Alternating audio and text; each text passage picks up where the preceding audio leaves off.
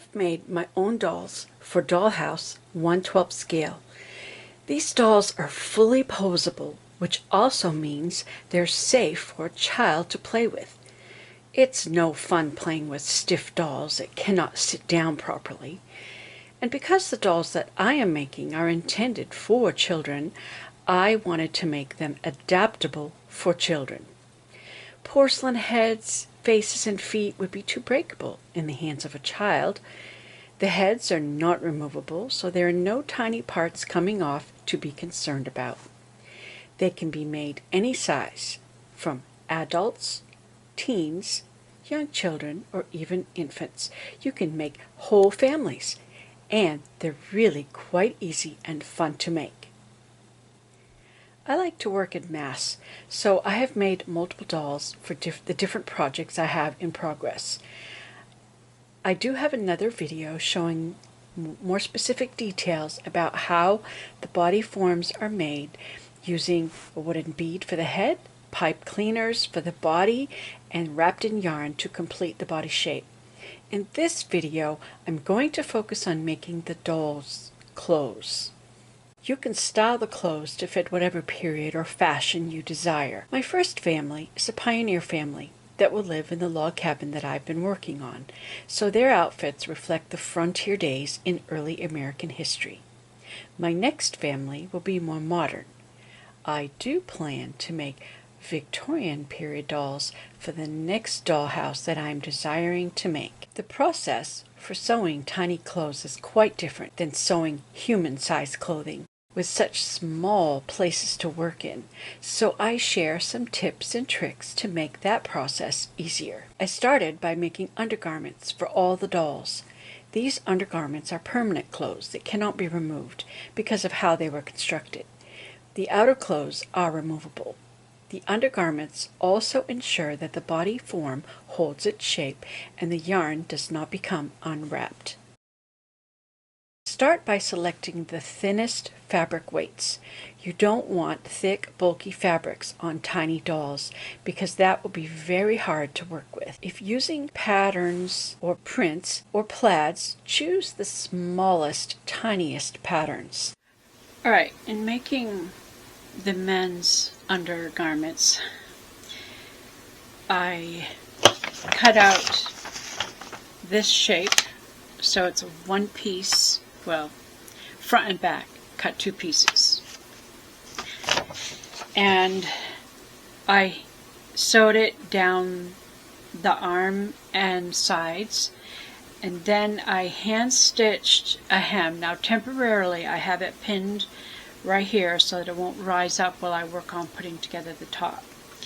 Now I'm folding it over. I have it really too big. See how big it is? But I want a finished edge, so I folded it up about the length that I think that I need it for the front of the shirt, and then I'm just going to pin it right there to the neck. And I did the same on the back. And I'm going to have to hand stitch the hem. And so that fits pretty good. Now to sew off the edges, you can see I've got a lot of extra fabric. What I'm going to do is I am going to take these two ends and I'm going to just kind of pin them together, and I'm going to use a blind stitch to sew the seam together. So, sewing tiny clothes is very tricky. You can't just do things the way you would do normal,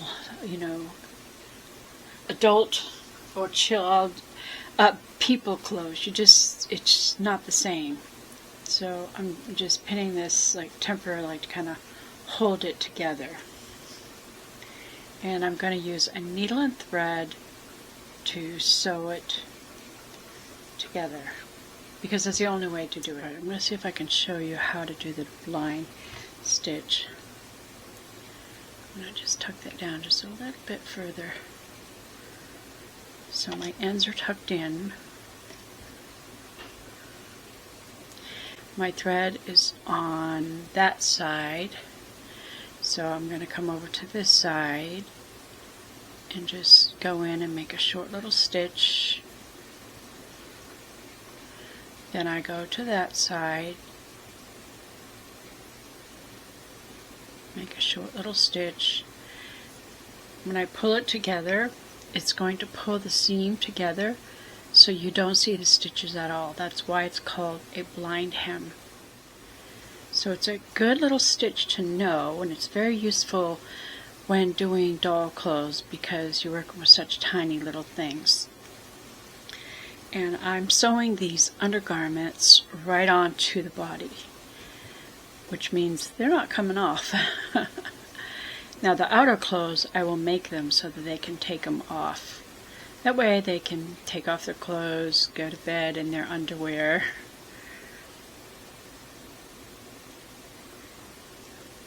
But I didn't want the dolls to be naked at any time.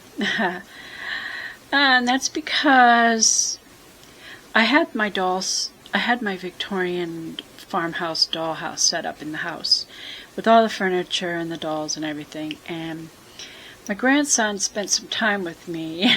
And the first thing he did was he stripped all the dolls naked.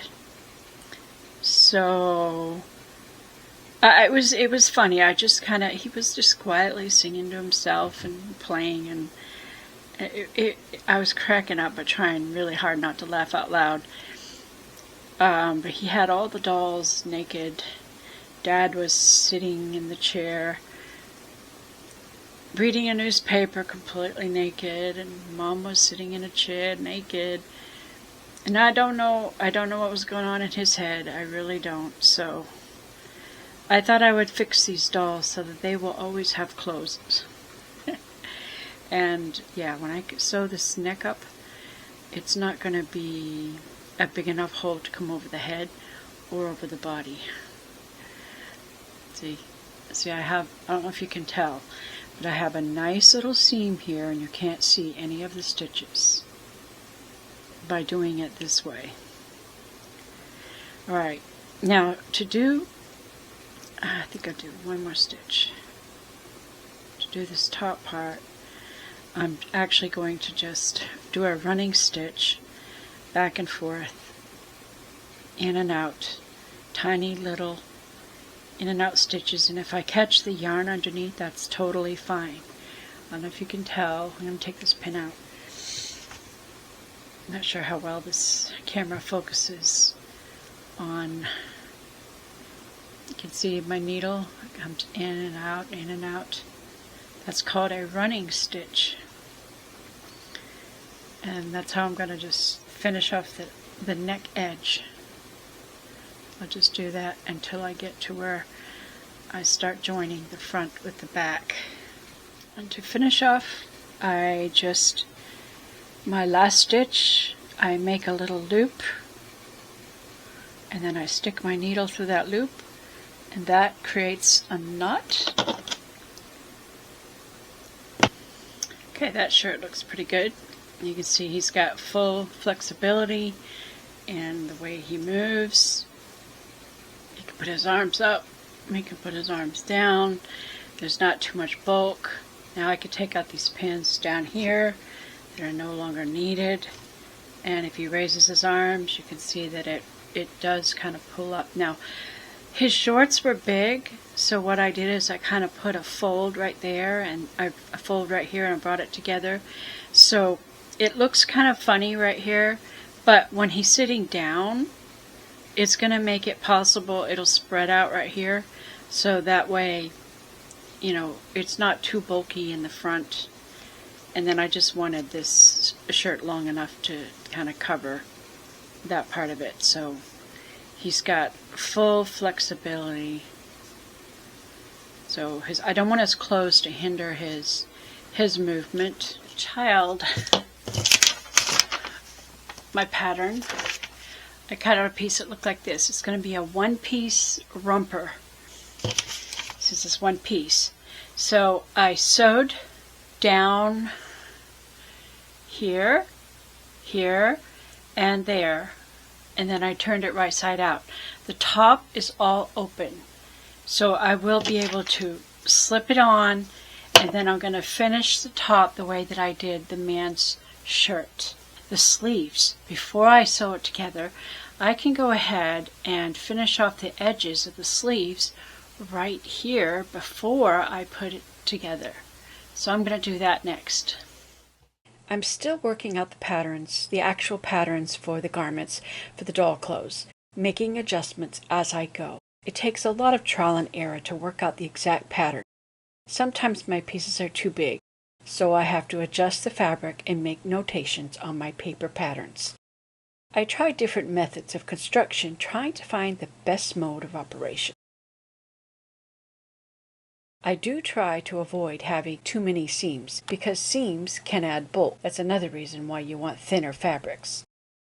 Since I don't have a tiny iron, I do a lot of finger pressing to flatten seams and flatten out edges. Sometimes I use my fingers or a wooden dowel or the rounded end of my scissors to flatten the seams and the edges of the garment.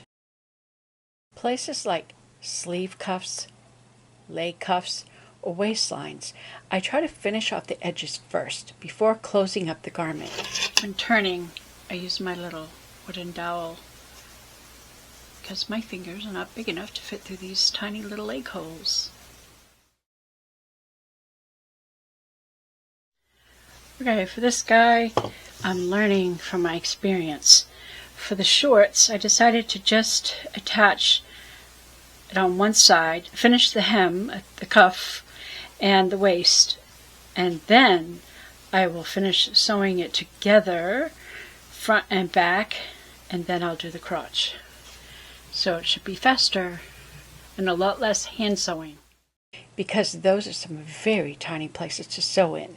I try to keep my hemmed edges as small as possible and my seam allowances as small as possible. I set my stitch length to 10 to 12 stitches per inch to hold the garments together. You need to have more stitches per inch. You don't want to do 6 or 8. That would not hold. Your garments would fall apart. You could even do more than that. Often, I can only use a needle and thread for hand sewing some of the finishing edges, like collars. I use Velcro for any attachments where buttons or zippers might go. I dislike sticky Velcro because it is unreliable. Plus, the sticky part gums up the needle. But if you have that problem, just use Goo Gone, my favorite for getting rid of stickiness. I usually end up sewing them on with a needle and thread anyhow because the Velcro doesn't stick as well as they should. And we have a mama, and she's wearing a camisole and culottes, or bloomers, we'll call them bloomers, and a camisole. Her clothes fit a lot more tighter because I wanted her to have the shape of a woman, and his clothes fit a lot looser because I don't care if he looks a little bulky here. I mean, there's plenty of extra space in here, but I don't want his clothes to be tight. So now that we have it this far, we can put it on. This is going to end up being a girl. I need to have 2 little girls and 1 little boy. So it fit on very nicely. Yeah, that's good. And the top is bigger than it needs to be. But that's okay. We're going to fold it down. Fold down the excess. Pin it, first of all, right at the neck. Do the same to the back. Fold it down.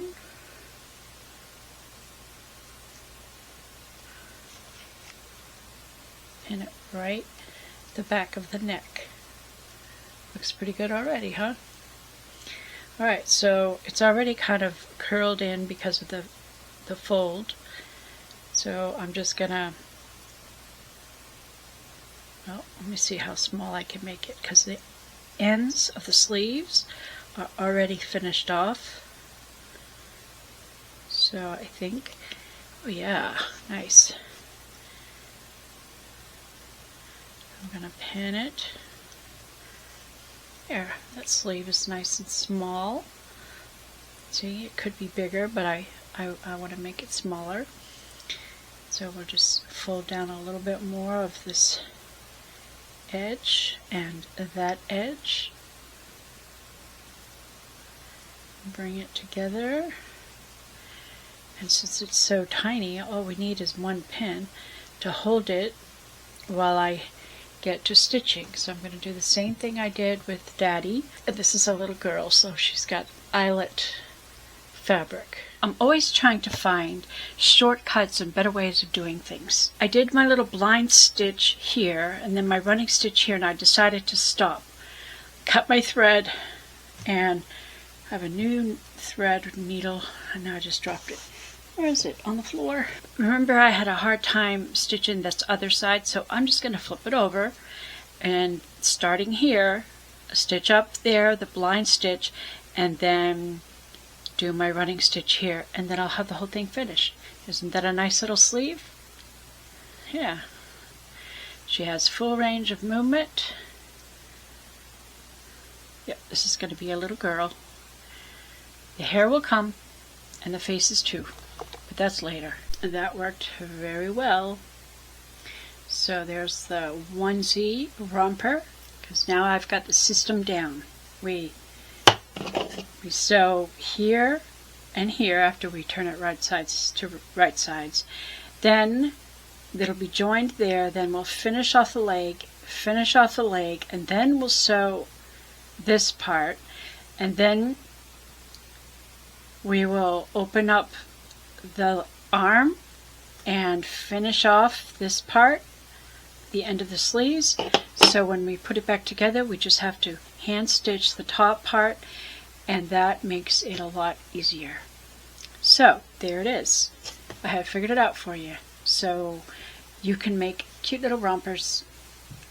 I'm just going with white just because white's a good color, neutral for the underclothes. Daddy, Mommy, and Child.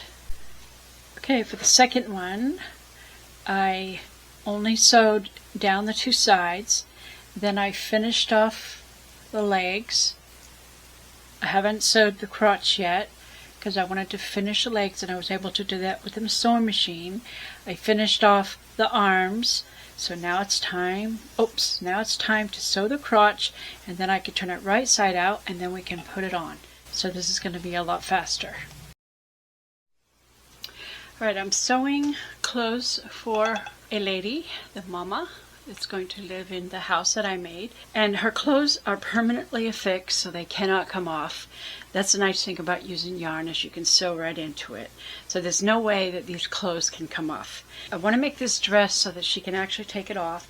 That way you could have like a nightgown for going to bed, or she could sleep like this maybe. So for the bodies, I put 2 pleats so that it would fit her narrow waist. There are 2 pleats here. I joined it at the shoulders. I went ahead and finished off the hem of the sleeve.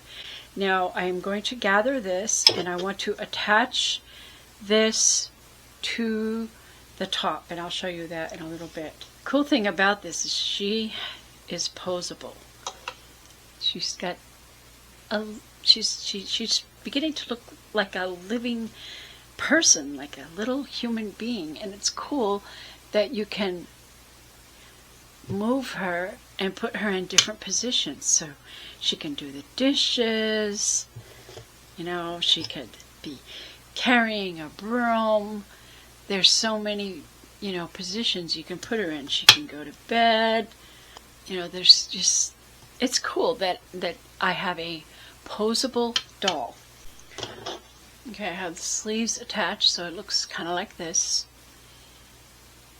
I need to finish around the edge of the neck, and when I attach the skirt, I'm going to attach the front to the front, and the back I need to make a little slit part way down and finish that edge off so that we have an opening in the back of the dress for that to go on. When you're sewing tiny things, you have to think about, you don't have a lot of space to work, because when we go to close this up, and I also want to put an elastic right here, so she's got a ruffle that kind of gathers this around her, because that would be too wide for a sleeve. So I got to put an elastic on that before I sew it all up. because when you're working with tiny clothes, you don't have a lot of space to work. So you have to think about assembly, how it's assembled is important. So I've got the back, and now I can finish off the opening back because pin the center, then match up the two sides, and then we are going to gather the rest of the bulk of the fabric in. Okay, I finished off the collar, and I finished off the back yoke.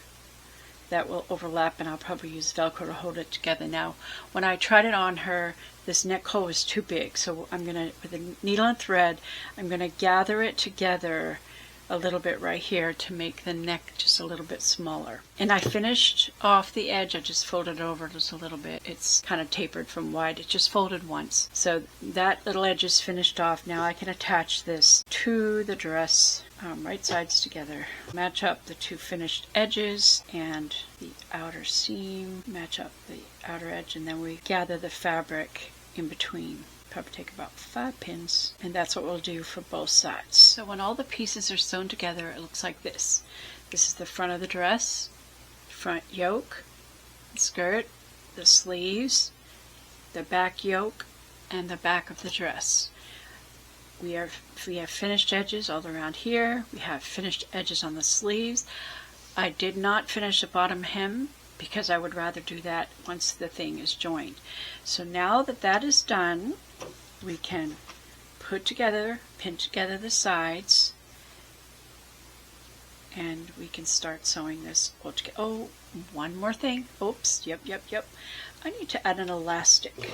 I need to find my tiny elastic, and I'm right along this lower edge so that it will gather, forming a little ruffle at her wrist.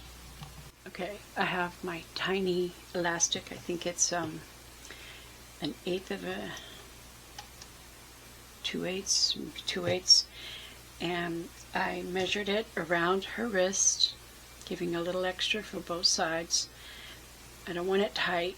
I want it to be fairly loose, enough to overlap. So I've got the length that I think I need, which is about 1.5 inches. And what I'm going to do is, first of all, pin it in the center, pin the center to the center. I want it fairly close to the edge of the cuff. It is challenging working with tiny things. Now I want to secure a pin to each side, because as I sew this, I'm going to stretch the elastic. And I need to put one more pin on this side. I've got 5 pins. Stretch it flat as we sew it. I have anchored a couple of stitches in the first part of that, so I can now have something to hold on to. I'm also going to grab my threads here and pull the opposite direction as I sew right through the elastic, stretching the elastic so the fabric is flat, and that is how we get a gathered edge.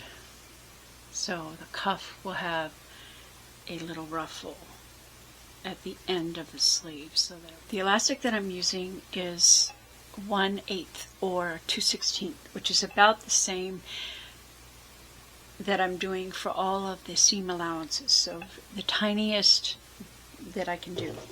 Okay, now I have everything finished except for the bottom hem. So we have our gathered edges here, finished around the neck, finished around the back, and it was important that I did these 2 darts here. I don't know if you can tell, but there's a dart here. See? There's a dart, and I press them to the outside. I needed to do those darts to narrow the waist and shape the front before adding this skirt on.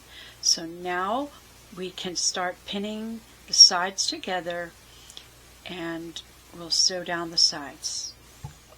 Alright, we have them pinned together. I'm going to sew down the sides.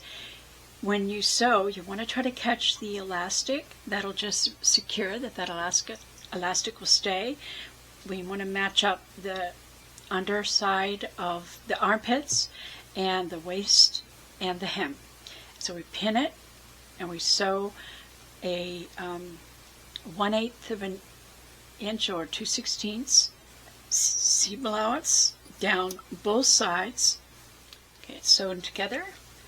Now I can turn the whole thing right side out, and I will need to add some Velcro enclosures back here, but I want to put it on her first to see how far to put them. And now I need to do a little hem here. Now I will do it this way inside, but first I have to pin it. And it's a small area, but it's big enough to work. Okay, I have it all pinned, ready to sew, and I will sew it on the machine from the inside like this. So we have our little dress, and she is anxiously awaiting to try it on. Okay, this is how the dress looks now. The sleeves are a lot thinner, so it should be better.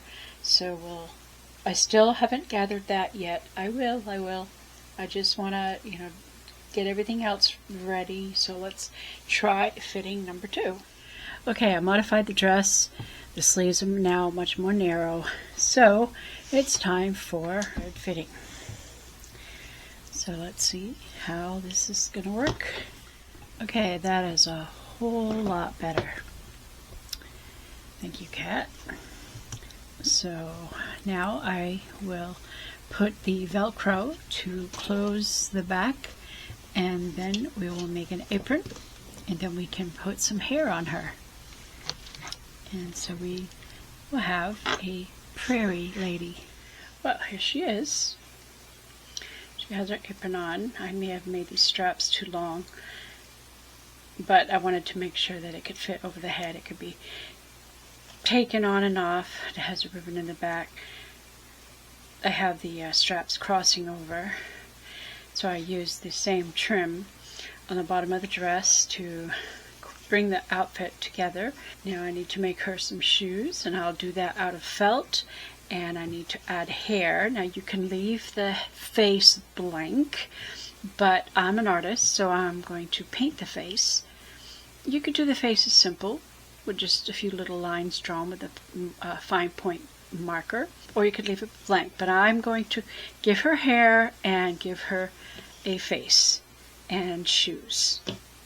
And since she's wearing a long dress, I'm not going to cover up her legs, but I had thought that for dolls that I want their legs to show, I may cover the legs with some fine material. I was thinking, I wonder how actual pantyhose that I could put on. It might be a little tricky sewing it to get it nice and tight, but that might actually look good. Or if it's like a Victorian lady, I'd maybe give her black socks. So I don't know. I'll play with this. This is my first Dollhouse doll that I've created, and I've got several more to do. So I'll probably do another video later on making outfits for Dollhouse dolls. And these dolls are designed specifically to be posable, so they can be played with. That's why I wanted to have a wire inside of them, and I didn't want to have a porcelain face or hands because I don't want it to be breakable. And the head won't come off because it's very secured.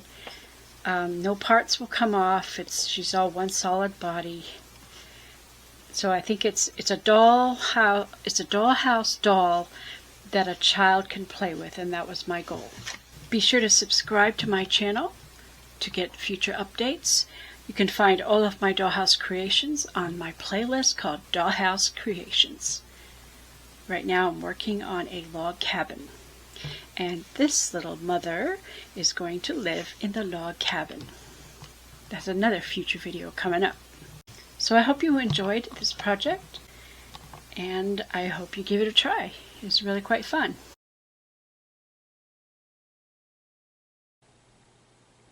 Thanks for watching.